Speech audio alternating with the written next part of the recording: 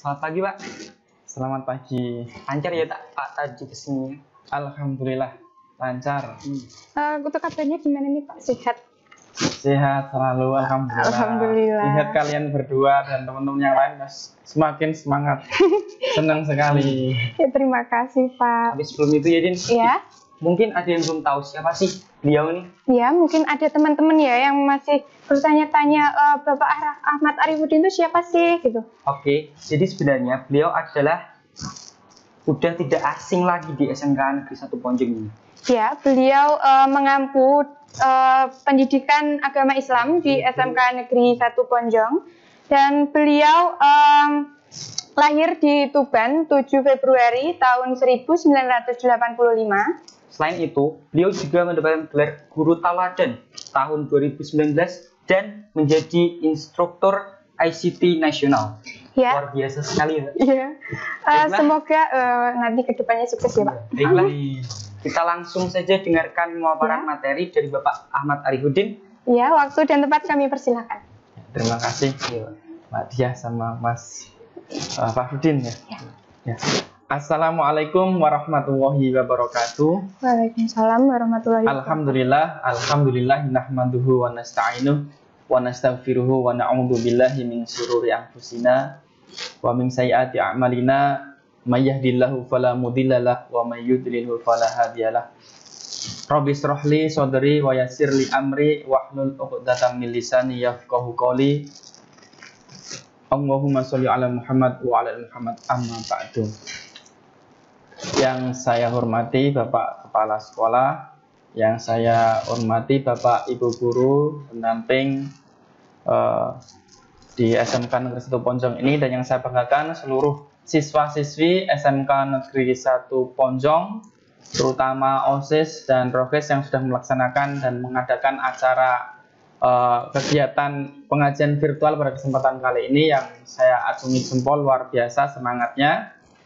Ini ada Mas Nasib Fahruddin dan ada Mbak Diah Wulandini yang luar biasa. Ya, dan saya ucapkan juga selamat datang pada seluruh pemirsa dimanapun Anda berada yang sedang melihat tayangan live streaming di channel YouTube SMK Negeri 1 Ponjong. Pada kesempatan kali ini kita akan berbagi saja ya. Jadi nanti saya akan menjelaskan paparan yang referensi saya sudah saya tulis dan sudah supaya apa yang saya sampaikan itu terarah sehingga saya mengacu pada slide di laptop saya atau kembali ke laptop kalau istilahnya Pak Tukul ya, Tukul Arwana. Jadi materi yang akan kita sampaikan berkesempatan ini adalah mengenal sejarah dan hikmah Isra Mi'raj Nabi Muhammad Shallallahu Alaihi Wasallam. Nah, misalnya Mas Nasib Fahruddin sudah ngerti apa pengertian Isra itu sendiri atau Mi'raj sendiri, tahu nggak? Belum Pak, itu saya pertama kali tahu itu baru kelas 3 ya. Kelas 3 SD. Kelas 3 SD. Kami sudah pernah sering dengar ya, tiap tahun masih ada Isra Mi'raj, pengertian Isra Mi'raj dan sebagainya. Dan Kalau Mbak Nia? Iya, kalau saya sih cuman ya setiap tahun kan ada peringatan dan tapi kalau secara spesifiknya gitu sih saya belum tahu juga. Oh ya. Berarti pada kesempatan kali ini tiap tahun kita biasanya memperingati, ada pengajian dan sebagainya untuk mengingatkan kembali. Nah, nanti kita materi kita tidak jauh beda dengan tadi itu. Mulai kita bahas tentang pengertian, kemudian asal usulnya seperti apa, peristiwanya kapan, kemudian hikmah apa saja yang bisa kita ambil dari peristiwa Isra Mi'raj Nabi Muhammad Shallallahu Alaihi Wasallam ini. Jadi pengertiannya Mas Fahruddin sama Mbak Diah tadi, Isra dan Mi'raj ada dua kata. Pertama ada Isra dan juga Mi'raj. Nah, Isra dan Mi'raj punya dua pengertian. Pertama kita bukan Isra dulu. Isra itu pengertiannya adalah perjalanan malam, Asro, perjalanan malam dari perjalanan malam Nabi Muhammad SAW dari Masjidil Haram. Masjidil Haram itu di Mekah ya, Al-Mukarramah, ke Masjidil Aqsa. Masjidil Aqsa itu di Baitul Maqdis atau di Yerusalem. Nah, dia perjalanan malam dari Masjidil Haram ke Masjidil Aqsa. Nah, itu namanya Isra itu sendiri. Kemudian ada Mi'raj, nanti kita bahas Mi'rajnya. Nah, untuk Isra ini ada dalilnya. Yang saling terkenal yang membahas tentang ini adalah Quran surat Al-Isra ayat 7. Nah, Quran surat Al-Isra ayat 7 bisa dilihat di tayangan PowerPoint saya. Kita baca suratnya ya. A'udzu billahi minasy syaithanir rajim. Bismillahirrahmanirrahim. Subhanalladzi asra bi'abdihi laylan minal masjidil haram ilal masjidil aqsa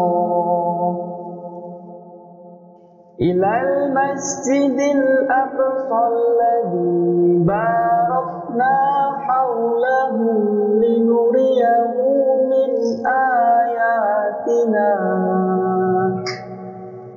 innahu huwas sami'ul basir.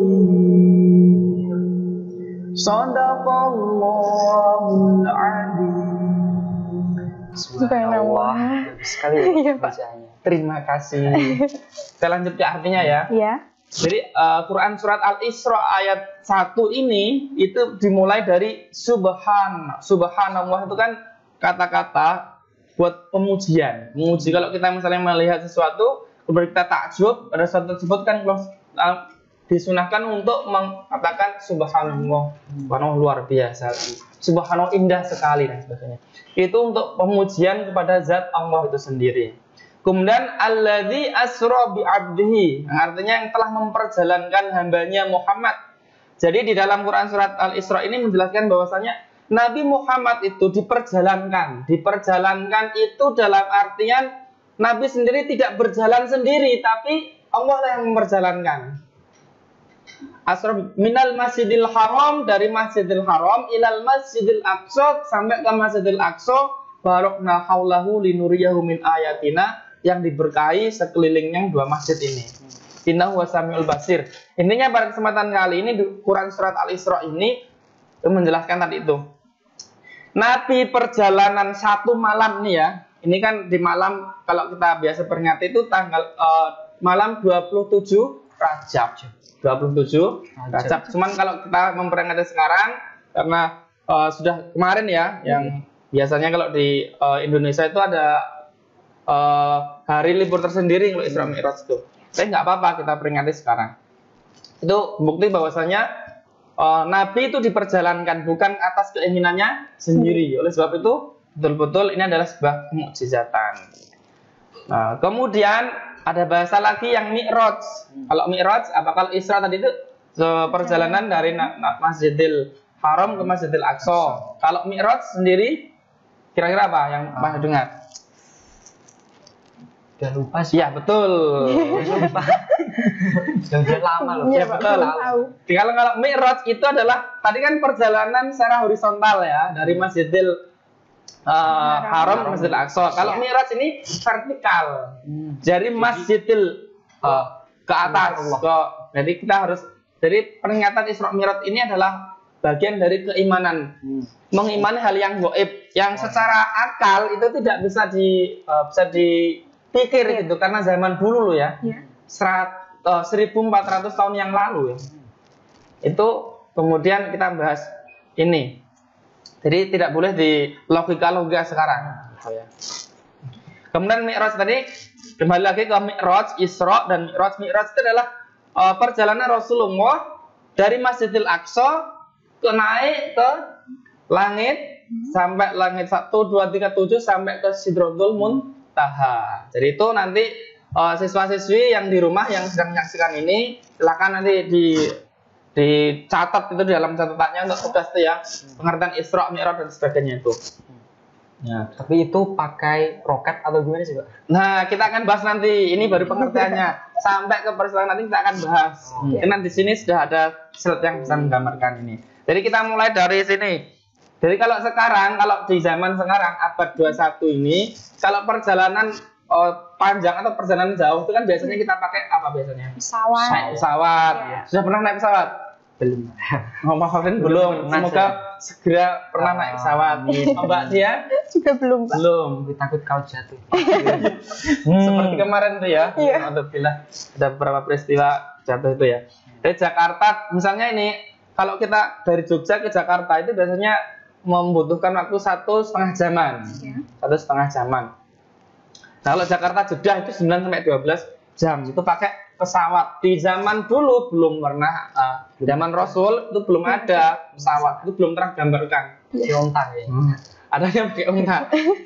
Kemudian kita masuk ke ini di fakta historisnya dan secara geografisnya, letak geografis Mekah dan Yerusalem di Palestina itu jaraknya sekitar, kalau di sini ya ini ada satu referensi, tadi saya tambah referensi 1236 km.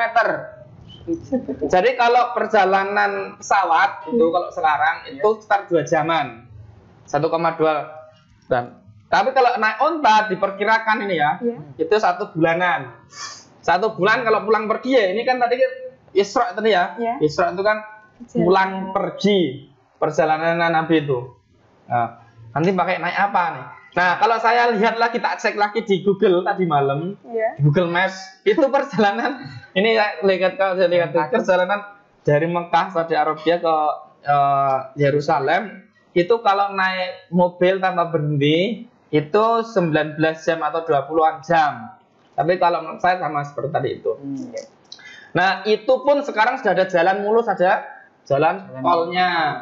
Kalau zaman dulu belum ada semua ya. Makanya oleh sebab itu perjalanan ini, cerita Isra Mi'raj itu kemudian diceritakan kepada sahabat, kemudian orang-orang di Mekah saat itu jadi bingung, ini ngaco ini Nabi Muhammad ngaco nih, nggak mungkin, dasar anak dan sebagainya. Itu pokoknya di dinas seperti itu.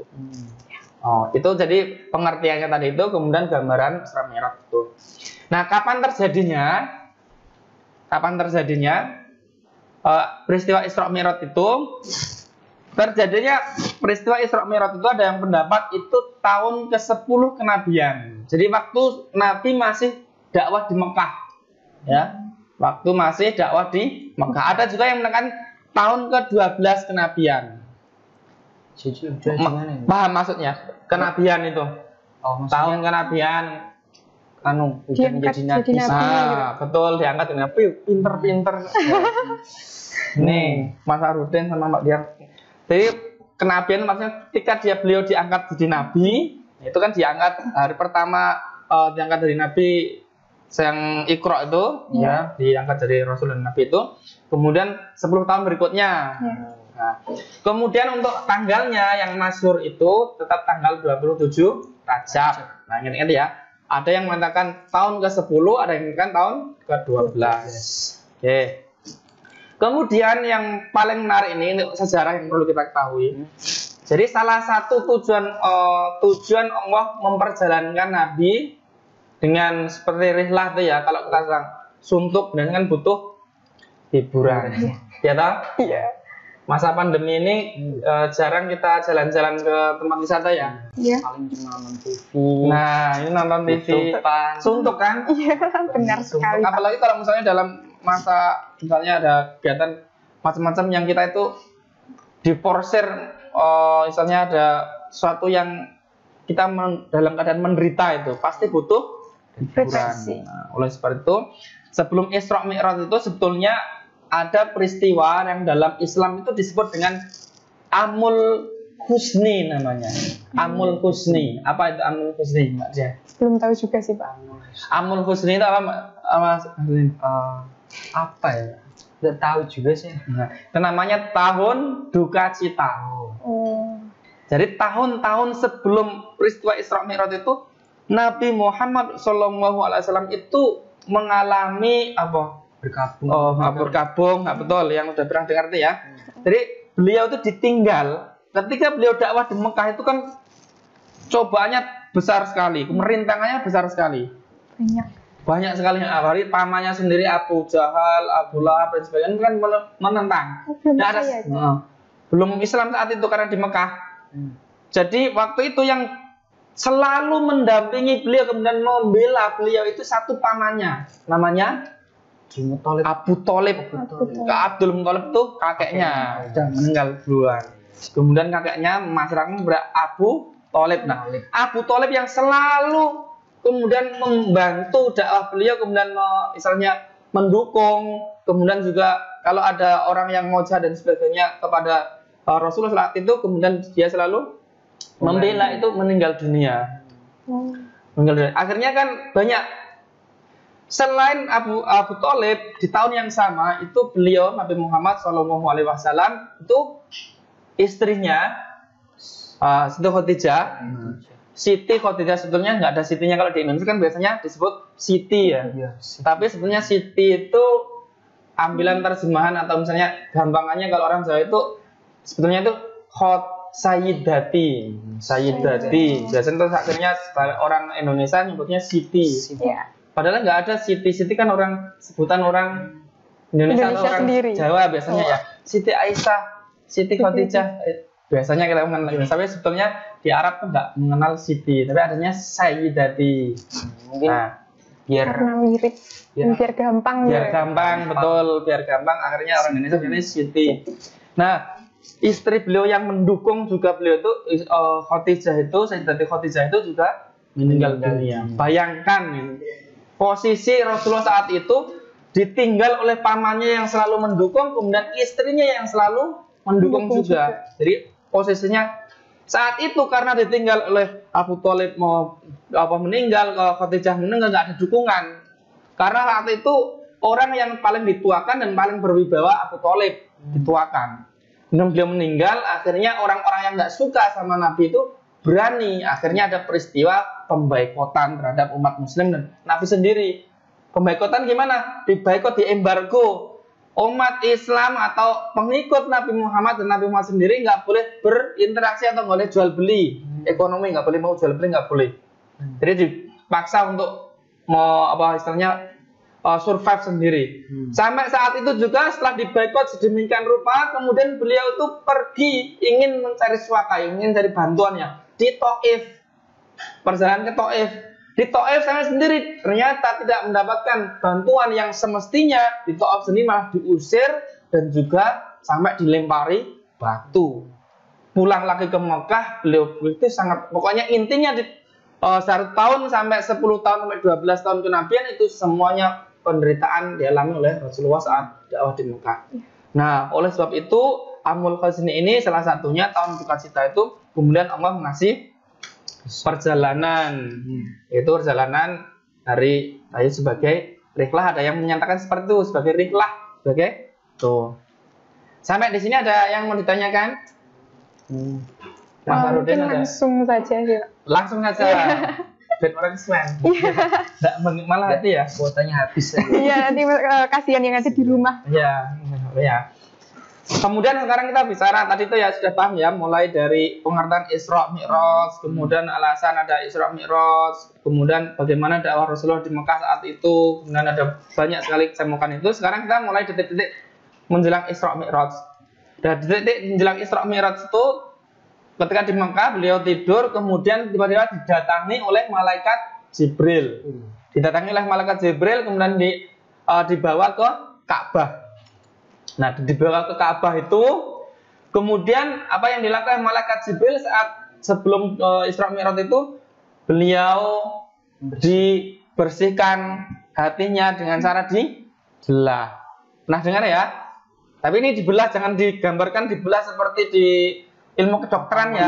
Jadi beliau itu tidak merasakan sakit, tapi beliau sadar. Ini dalam dada Rasulullah dibelah 2 dari bawah leher ke bagian bawah perut. Nah, itu jangan bayangkan kalau saya lihat di YouTube tuh ada yang orang disesar, ibu disesar tas ada ngeri ya. Tapi ini itu ya ini keistimewaan sendiri yang malaikat yang memberi ini. Kemudian hati Rasulullah diambil. Kamu bayangkan kalau hati diambil terus dicuci. Nah itu jangan dipikirkan secara logika ya. Ini karena kekuasaan Allah. Nah, gitu. Hati dikeluarkan, dibasuh dengan air zam-zam, kemudian diletakkan kembali, harus diletakkan di basaran dan sebagainya itu. Kemudian dikembalikan lagi dan setelah itu terjadilah peristiwa Isra Mi'raj. Setelah dia dianggap suci, bersih. Jadi kan ibaratnya kalau mau ketemu dengan Allah SWT nanti di Sidratul Muntaha harus dibersihkan dulu. Sekarang peristiwa Isra itu sendiri. Nah, peristiwa Isra tadi itu, karena detik-detik tadi itu, sekarang peristiwa Isra itu beliau yang kamu tanyakan tadi itu naik apa, Pak? Kok saat itu kalau naik onta sekitar 1 bulan 2 bulan. Kalau 1 bulan itu kira-kira ya berjalan terus nggak ada istirahatnya. Lalu perjalanan jauh. Nah, Allah kasih kekuasaan di bawah dan juga didampingi oleh malaikat Jibril. Rasulullah itu dinaikkan, diperjalankan dengan kendaraan namanya buraq. Buraq. Dengan ditemani oleh Jibril. Pernah dengar kan buraq? Pernah. Ya. Sampai sekedip mata itu kan. Nah, betul sekali, cerdas. Sampai ada maskapai namanya buraq, yang pernah dengar maskapai buraq Airline gitu. Nah, gitu. Nah, buraq itu berasal dari kata barku yang memiliki arti kilat. Nah, perjalanannya itu kilat, secepat kilat. Juga bisa dihitung pakai matematika. Nggak bisa dihitung laki-laki seperti itu. Lebih dari cepat kilat tadi itu perjalanan itu. Kemudian nama pengganti dari barku berarti kilat menjadi buraq tersebut menjadi mengandung pengertian yang berbeda. Jadi jika barku itu adalah kilat, maka buraq dapat diasumsikan sebagai sesuatu kendaraan yang kecepatannya di atas kilat atau sesuatu yang kecepatannya melebihi gerakan cahaya. Lebih cepat berarti. Lebih cepat. Kalau cahaya itu berapa? Saya nggak bisa matematika. Yang penting intinya ini. Kemudian kendaraannya dia dalam riwayat itu dikatakan lebih besar. Dia itu dabah. Dabah itu seperti yang punya kaki 4 nih ya. Tapi lebih besar daripada keledai. Dia punya sayap, kemudian tapi lebih kecil daripada kuda. Dia ada gambarannya itu warnanya putih dan sebagainya. Oleh sebab itu, saya lihat browsing di internet itu ada yang menyentuhkan kepalanya manusia dan sebagainya. Akan tapi semua itu adalah ilustrasi yang dibuat oleh manusia. Jadi nggak tahu seperti apa bentuknya. Tapi kalau film-film fiksi, mesti kalau ada kuda terbang itu mesti kendaraannya dewa misalnya. Nah, kemudian berikutnya, ini sudah berapa menit ini? Kok tiba-tiba ngedabiah saya? Enggak apa-apa Pak, lanjut. Enggak apa ya? Iya. Peristiwa Isra Mi'raj berikutnya, setelah perjalanan tadi dari Masjidil Haram ke Masjidil Aqsa, di Masjidil Aqsa tadi itu, sampai di sana Nabi itu kemudian bertemu dengan nabi-nabi sebelumnya. Ada 25 nabi itu bertemu di sana, kemudian beliau sampai mengimami sholat di Masjidil Aqsa. Jadi Rasulullah di sana dipertemukan dengan nabi-nabi pendahulunya sebelumnya. Sampai di sana kemudian mengimami sholat, kemudian saat itu juga mendapat nasihat-nasihat dari nabi-nabi terdahulu. Nah, kemudian setelah mengambil sholat dan dapat nasihat itu, kemudian Rasulullah dikeluar sebelum ke Sidratul Muntaha itu, malaikat Jibril ngasih salah satunya apa? Kasih 2 minuman. Salah satunya isinya arak, satunya isinya susu. Kemudian Rasulullah memilih susu. Kemudian jawaban Jibril saat itu, kamu telah memilih fitrah. Kamu malah dengan putih dan sebagainya itu. Setelah itulah baru peristiwa Mi'raj. Nah, peristiwa Mi'raj itu jadi Nabi diperjalankan lagi naik buraq tadi itu ya.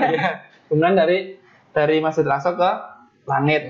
Nah, di dalam hadis ini ceritanya hadis ya, ini sumbernya adalah hadis dan sebagainya. Ceritanya ini. Pertama, beliau di langit pertama. Di langit pertama beliau ketemu dengan Nabi Adam. Selanjutnya langit kedua Nabi Isa, ini dalam hadis.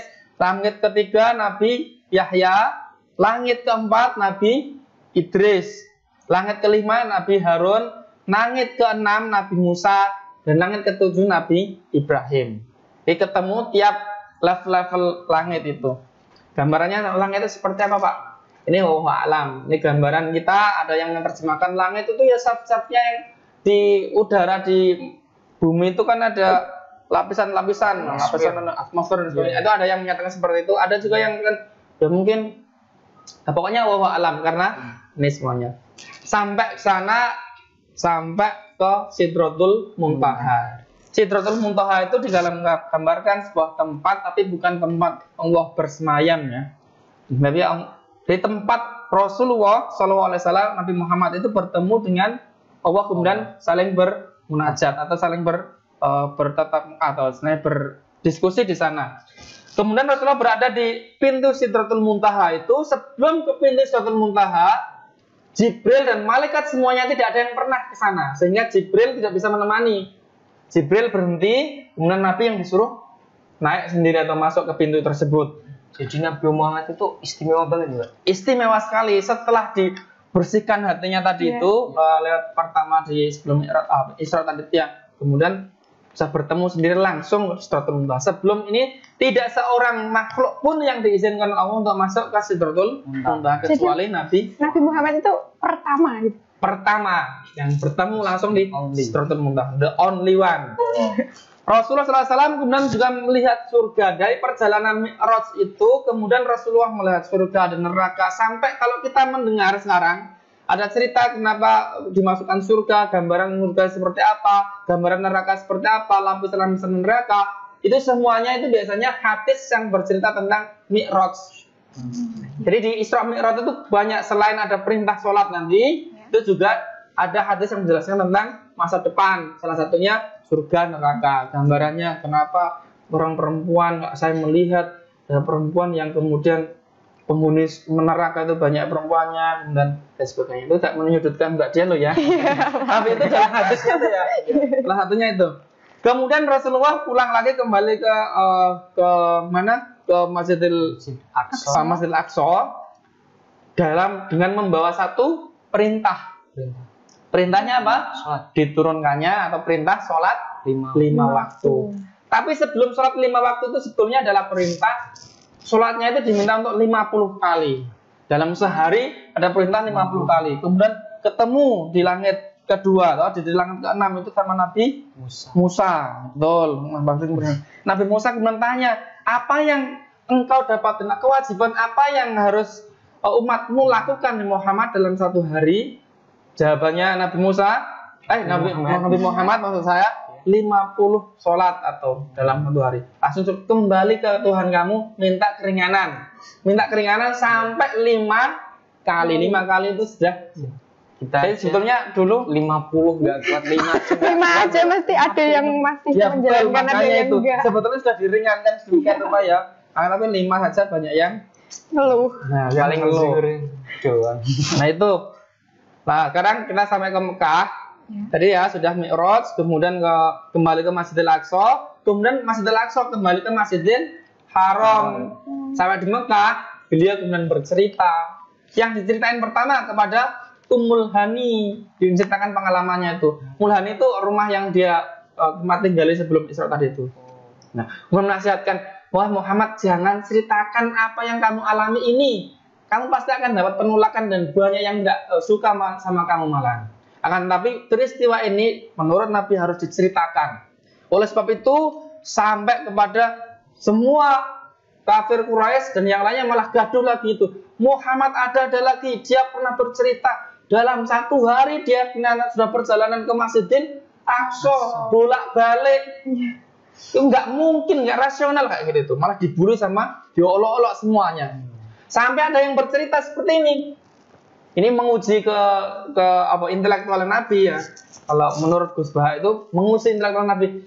Muhammad, kalau kamu betul-betul pernah ke Masjidil Aqsa, coba kamu ceritakan berapa jumlah tiangnya dan sebagainya itu. Sama ditanya seperti itu. Karena ada yang senior yang sudah pernah sana gitu. Kemudian Nabi ternyata menjawab dengan betul. Tapi nggak terima lagi. Ya, nggak mungkin. Coba sekarang kamu ada apa? Sampai Nabi itu memberi bukti kalau betul-betul dia bukan hanya mimpi, bukan mimpi, betul kenyataan. Kalau dia itu ke sana lihat dengan buruk tadi itu, kemudian mengabarkan seperti ini. Nabi juga menceritakan kafilah dagang Quraisy yang akan tiba di Mekah dari Syam pada waktu pagi dengan didahului oleh unta berwarna tertentu. Nah, ini sampai diceritakan. Maksudnya Nabi itu ingin membuktikan bahwasanya saya itu betul-betul ngerti karena dalam perjalanan saya lihat ada misalnya kan kafilah dagang ya, ngerti ya kafilah dagang itu rombongan. Kalau zaman dulu itu kalau ada dagang itu kan dari Mekah ke Syam dan sebagainya itu rombongan, pakai onta dan sebagainya. Nabi kan melihat ini nanti onta yang kafilah yang akan sampai ke Mekah ini pertama yang berdagang dari Syam itu nanti ontanya warna ini dan sebagainya dijelasin sampai seperti itu untuk membuktikan kalau ya. Kan tapi banyak yang tidak percaya. Dan satu sahabat yang percaya ketika apa yang dikatakan oleh Rasulullah itu adalah sahabat dia sendiri yang paling dekat, namanya siapa? Siapa? Abu Talib. Abdul Muthalib. Abu Bakar. Abu Bakar itu sampai disebut dengan As-Siddiq itu julukannya. Yaitu yang membenarkan. Jadi tetapi Abu Bakar radhiyallahu anhu mempercayainya 100% tanpa sedikit pun keraguan. Dikarenakan itu dia digelari As-Siddiq. Jadi Abu Bakar As-Siddiq langsung percaya. Apa yang dikatakan oleh Nabi sallallahu alaihi wasallam langsung percaya. Nah itu. Jadi itu sejarahnya. Sejarah hari itu peristiwa dan sedikit saja. Sampai kalau ada pengajian khusus itu kalau saya dulu di pesantren itu ada satu kitab sendiri yang bahas tentang Isra Mi'raj sampai tadi itu mulai dari di perjalanan, kemudian di surga, neraka dan sebagainya. Nah, nilai Isra Mi'raj yang bisa kita ambil di sini, pertama beriman kepada perkara yang gaib. Jadi hal yang gaib tadi ya, tidak mungkin kan perjalanan aja berbulan-bulan kalau sampai sana. Rukun iman yang terpenting adalah gaib tadi itu. Ada surga, neraka itu adalah gaib. Kita harus mengimani tanpa ada sedikit pun. Dan yang kedua kedudukan sholat di dalam Islam. Jadi sholat itu karena tadi itu kalau perintah yang lainnya Allah itu kemudian memerintah malaikat Jibril untuk turun langsung. Jadi memerintah Jibril kemudian membawa. Ada perintah seperti ini lewat Jibril. Tapi kalau sholat itu tidak. Rasulullah SAW sendiri yang didatangkan untuk menemui sendiri untuk ada perintah sholat. Jadi istimewa sekali sholat. Nah, kedudukan Palestina dan Al-Quds. Jadi ada Palestina dan Masjidil Aqsa itu adalah bagian terpenting dalam Islam. Ada Isra Mi'raj dan sebagainya itu. Sampai di sini ada pertanyaan? Mungkin pertanyaan yang nanti mau ditanyakan oleh teman-teman aja ya Pak. Oh iya ada. Nah sekarang terakhir ya biar nggak lama. Ternyata lama ya ternyata saya ngomong. Langsung ke sini aja ya orang. Oleh sebab itu salah satu kan perintahnya diminta untuk sholat. Oleh sebab itu ada banyak sekali hadis yang menerangkan kalau kamu nggak sholat al-farqu bainal muslim wal kafir tarku sholat misalnya. Perbedaan antara orang kafir dan orang Islam itu adalah ya meninggalkan sholatnya itu. Kalau kamu begitu sangat mudah meninggalkan sholat berarti kamu sudah mirip-mirip dengan kafir. Karena dia kan sangat mudah. Kemudian disebut orang tidak sholat itu sombong kepada Allah. Tadi itu ya. Kalau kita sholat 5 waktu itu kan ada terkonektivitas atau terkoneksi dengan Allah maksudnya ya. Kemudian kan kalau kamu sholat maka kamu terhindar dari perkara yang keji dan sebagainya. Kalau dalam satu hari kita selalu menyembah Allah itu kan terhindar dari sesuatu yang keji. Kalau betul-betul sholatnya bagus. Dan kalau tidak sholat artinya sombong sekali. Ini ada perumpamaan yang bagus ini. Saya kutip tuh. Diumpamakan ya jika kita hidup 60 tahun lamanya ya toh. Insya Allah di dalam 60 tahun kita hidup sekitar 31.536.000 menit. Hitungannya 60 menit kali 24 jam kali 365 hari. Itu artinya 31 menit tadi itu. Kemudian untuk sholat 5 waktu sampai kita umur 60 tahun kita perlu 5 menit. 5 menit itu apa? Sudah termasuk panjang loh. Kamu pernah sholat maghrib sampai 5 menit? Kayaknya malah 1 menit selesai. Paling lama itu 3 menit sih biasanya. Wah, 3 menit paling itu. 5 menit tuh kalau imamnya agak panjang bacaannya ya. Saya masuk. 5 menit kali 5 waktu kali 365 kali 49 tahun. 49 tahun karena dikurangi, ada masa kecil kita toh. Yeah. Nah, kenapa dikali 49? Karena kita diwajibkan sholat pada umur sekitar 12. Karena ada masa balik dan juga itu ya. Sebelum balik kan kayak nggak diwajibkan. Yeah. Jadi 60 tahun dikurangi 11 tahun, 49 tahun, 447.125.000 dibagi 3, 1 juta dikali 100 sama dengan 1,4%. Kita cuma dibutuhkan 1,4% dari hidup kita untuk mengikuti perintah sholat kepadanya. Jadi kalau dibandingkan tadi itu timbul nggak ada sampai 10%, nggak 10%, 1,4%. Jadi kalau dalam waktu kita hidup sampai kita ada kewajiban sholat kok nggak pernah sholat, berarti itu sudah sombong sekali. Jadi jangan pernah tinggalkan sholat karena ada jutaan manusia di dalam kubur yang ingin hidup kembali hanya untuk bersujud kepada Allah. Dan yang terakhir hikmah Isra Mi'raj pertama yaitu yakin akan kekuasaan Allah yang tiada bandingnya tadi itu ya. Dan kedua belajar kepada masa lalu dan mengantisipasi masa depan. Tadi itu ada peristiwa Rasulullah ketemu dengan para nabi sebelumnya, kemudian dapat nasihat dan sebagainya masa lalu. Kemudian Rasulullah dikasih tahu ini loh gambaran surga neraka dan sebagainya seperti apa yang akan masuk dan sebagainya, ada masa depan. Dan yang ketiga senantiasa terkoneksi dengan Sang Pencipta dengan sholat 5 waktu. Jadi itu sampai di sini apa yang dapat saya sampaikan pada pengajian Isra Mi'raj ini. Selanjutnya silahkan terus saya. Ya, terima kasih Bapak sudah menjelaskan dari awal perjalanan Nabi Muhammad sampai akhir. Cukup jelas sih Mbak. Ya, sudah dijelaskan dari arti dari makna Isra dan Mi'raj tersendiri. Jadi sebenarnya kita itu sholat cuma 1,4%, tapi rasanya itu berat banget ya. Iya, untuk teman-teman juga jangan lupa ya, jangan meninggalkan sholat karena sholat kita itu hanya 1,4% dari umur kita di dunia. Kalau kamu meninggalkan sholat nanti neraka. Parah itu. Ya sudah. Langsung saja ya ke acara yang keempat, yaitu tanya jawab yang akan ditanyakan langsung kepada Bapak Ahmad Arifuddin. Tapi sebelum itu kita lihat pesan-pesan berikut ini. Jadi jangan kemana-mana, tetap di Skipo Mengaji, menjadi muslim yang sejati. Kembali lagi di Skipo Mengaji, menjadi muslim yang sejati. Baik teman-teman, setelah kita mengambil 3 pertanyaan terbaik dari yang sudah diajukan oleh teman-teman semua. Nah, tadi udah ada yang WA ya? Ya, dari alumni dan juga kakak kelas kita. Saja untuk pertanyaan yang pertama. Ini Pak, ada dari Kak Denny Saputra, alumni sini Pak. Pertanyaannya, apa saja sih substansi dakwah Nabi Muhammad selama di Mekah? Ya, terima kasih untuk pertanyaannya.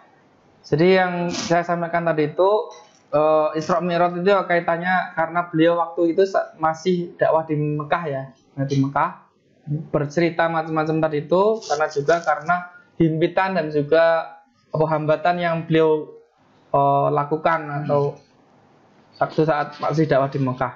Jadi memang substansi dakwah Rasulullah SAW di Mekah saat itu lebih kepada tauhid, ketauhidan, mengimani Allah. Jadi dakwah beliau di Mekah itu konsentrasi Rasulullah itu hanya mengimani Allah SWT itu.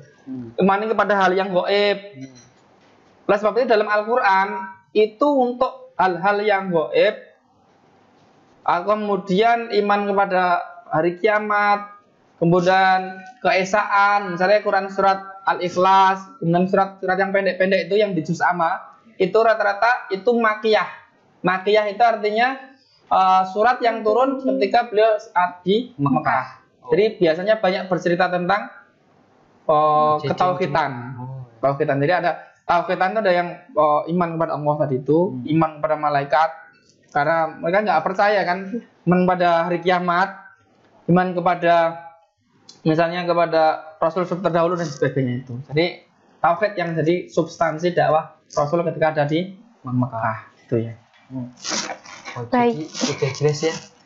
Bagi Mas Denny Saputra. Jadi saat di Mekah itu substansinya adalah ketauhidan. Iya. Supaya kita percaya akan adanya gaib dan kepada Allah Subhanahu wa taala yang pasti. Yang kedua apa, Pak? Ya, baik, langsung saja yang kedua ya, Pak. Ada pertanyaan dari Kak Sari Hastuti. Hikmah apa saja sih yang dapat kita ambil dari peristiwa Isra Mi'raj itu? Ya, terima kasih. Hikmahnya tadi pertama saya ulangi lagi, hikmahnya pertama itu adalah kita mengimani kekuasaan Allah. Jadi Allah memperjalankan Nabi di saat itu yang tidak mengenal teknologi seperti sekarang, tapi diperjalan seperti itu adalah karena kekuasaan Allah. Allah memperlihatkan lewat Nabi Muhammad SAW atas kekuasaannya. Ada perjalanan yang cuma sekedip, perjalanan kilat tadi itu lihat Buraq, kemudian Rasulullah juga melihat surga neraka dan sebagainya. Itu semuanya adalah pertama kekuasaan Allah yang tidak bisa kita bandingkan dengan kekuasaan manusia. Jadi manusia sama sekali tidak berdaya apa-apa kalau dibandingkan dengan kekuasaan Allah. Dan yang kedua tadi adalah kita bisa melihat, belajar dari masa lalu dan juga belajar dari mengantisipasi masa depan. Masa lalu itu seperti yang disampaikan oleh tadi, yang saya sampaikan tadi itu, yaitu Rasulullah itu mendapatkan nasihat-nasihat dari nabi-nabi terdahulu untuk dipelajari agar supaya saat ini kita tidak bisa terjerumus seperti di masa lalu. Kemudian kita juga belajar masa depan. Di masa depan seperti yang digambarkan Rasulullah itu ada surga, neraka. Bagi orang yang baik akan dimasukkan surga, bagi orang yang meninggalkan perintah Allah akan masukkan neraka. Ciri-ciri neraka seperti apa? Itu adalah masa depan. Kita belajar di situ di peristiwa Isra Mi'raj tersebut. Yang terakhir adalah kita diminta untuk selalu interkoneksi ya, tersambung dengan Allah lewat sholat 5 waktu. Harapannya sholat 5 waktu diberikan di tempat-tempat atau waktu-waktu tertentu dalam 24 jam itu, supaya apa? Kita bangun tidur, kita langsung ingat Allah sholat subuh. Kemudian kita di tengah-tengah terik untuk istirahat, kita melihat Allah dengan sholat zuhur. Kita mau berangkat setelah pergi atau pulang kerja, sholat asar, ingat Allah lagi. Kemudian menjelang matahari terbenam, di sholat maghrib. Kita mau tidur, sholat semuanya kalau misalnya itu terkoneksi selalu, ingat Allah, diharapkan kita menjadi manusia yang bijak. Itu kira-kira hikmahnya. Ya, bagi Mbak Sari Hastuti sudah dijelaskan ya, hikmahnya ada 3 yang perlu kita ketahui, yaitu yang pertama iman kepada Allah dan percaya. Yang kedua yaitu kita belajar dari yang terdahulu, dari masa lalu untuk masa depan. Yang ketiga yaitu menjalankan sholat 5 waktu. Baik, menuju soal yang ketiga aja. Oh, ini ada yang menarik, Pak. Dari Mas Aditya Pratama. Ini teman kelas 10 ya. Ada beberapa pendapat tentang peristiwa Isra Mi'raj. Pendapat manakah yang paling tepat? Peristiwa Isra Mi'raj ini memang di kalangan umat Islam sendiri ada beberapa pendapat ya, kontroversi juga. Ada yang misalnya untuk memperingati saja, ada yang boleh, ada yang tidak, ada yang seperti itulah. Karena perbedaan ikhtilaf ya, hal yang wajar. Tapi ada beberapa yang menonjol itu tentang peristiwa Isra Mi'raj itu, apakah dijalani oleh Rasulullah hanya ruhnya saja, atau hanya lewat mimpi, atau hanya lewat jasad dan juga ruh. Itu yang biasanya jadi perdebatan. Kalau misalnya ada yang mengatakan itu jelas lewat mimpi, karena kalau lewat mimpi itu bisa ketemu dengan Nabi terdahulu sampai bicara, itu kan seperti kita mimpi. Kalau mimpi itu kan sekilas seperti kayak gitu, perjalanan cepat. Nah, ada yang seperti itu. Akan tapi yang paling masyhur itulah pendapat mengenai Isra Mi'raj itu, perjalanan Nabi itu baik jasad maupun ruhnya. Jasad maupun ruhnya. Sampai di Quran surat Al-Isra tadi itu menjelaskan subhanalladzi asra, itu memperjalankan betul-betul. Bi abdihi, abdun yang di sini itu hambanya ini ya, hambanya itu Muhammad itu jasad dan ruhnya. Itu kan tidak cuman ruhnya, misalnya subhanalladzi asra bi Ruhi Muhammad misalnya itu, artinya dia pakai istilah abdun. Jadi abdun itu hamba itu berarti jasad dan ruhnya. Jadi yang paling masyhur itu adalah yang memperjalanan Isra Mi'raj itu dilalui oleh Nabi Muhammad SAW, baik jasad maupun ruhnya itu. Jadi sudah jelas ya. Oke, untuk acara yang terakhir adalah doa yang akan disampaikan oleh Bapak Ahmad Arifudin. Nah, akhirnya ya pemirsa di rumah dimanapun Anda berada, dan juga siswa-siswi SMK Negeri 1 Ponjong, Bapak Ibu guru dan sebagainya, mari kita akhiri kegiatan pengajian virtual ini dengan berdoa, bermunajat kepada Allah. Semoga kegiatan kita bernilai ibadah dan kita diampuni Allah SWT. A'udzubillahi minasyaitonirrajim. Bismillahirrahmanirrahim. Alhamdulillahirabbil alamin. Hamdan syakirin, hamdan na'imin, hamdan yuafi ni'amahu wa yukafi mazidah. Ya Rabbana lakal hamdu kama yanbaghi li jalalika wajhika wa 'azimi sultanik. Rabbi israh li sadri wa yassir li amri wahlul 'uqdatam min lisani. Allahumma sholli ala Muhammad wa ala Muhammad. Allahumma dhallamna anfusana wa illam taghfir lana wa tarhamna lanakunanna minal khasirin. Allahumma dhallamna anfusana wa illam taghfir lana wa tarhamna lanakunanna minal khasirin. Allahumma dzalamna anfusana wa illam taghfir lana wa tarhamna lanakunanna minal khasirin. Allahumma ighfir lana wa liwalidayna warhamhuma kama rabbayana shaghira. Allahumma la sahla illa ma ja'altahu sahla wa anta taj'alul hasna idza syi'ta sahla. Allahumma inna nas'aluka salamatan fid din wa 'afiyatan fil jasad wa ziyadatan fil ilmi wa barakatan fil rizqi wa taubatan qoblal maut wa rahmatan indal maut wa maghfiratan ba'dal maut. Allahumma hawin alaina fi sakratil maut wan najata minan nar wal afa indal hisab wal afa indal hisab. Rabbana atina fid dunya hasanah wa fil akhirati hasanah wa qina adzabannar wa qina adzabannar. Subhanaka rabbika rabbil izzati amma yasifun wa salamun alal mursalin walhamdulillahi rabbil alamin. Saya cukupkan juga dari saya. Mohon maaf apabila ada kekurangan dan kesalahan, dan juga kepada moderator Mas Fahruddin dan Mbak Diah, mohon maaf. Akhirul kalam, assalamualaikum warahmatullahi wabarakatuh.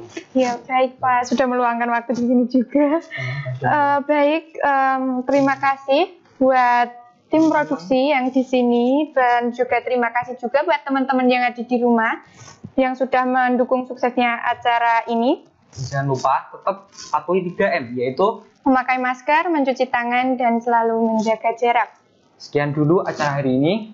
Mohon maaf jika banyak kesalahan yang saat kami menemani kalian. Ya. Akhir salam. Wassalamualaikum warahmatullahi wabarakatuh.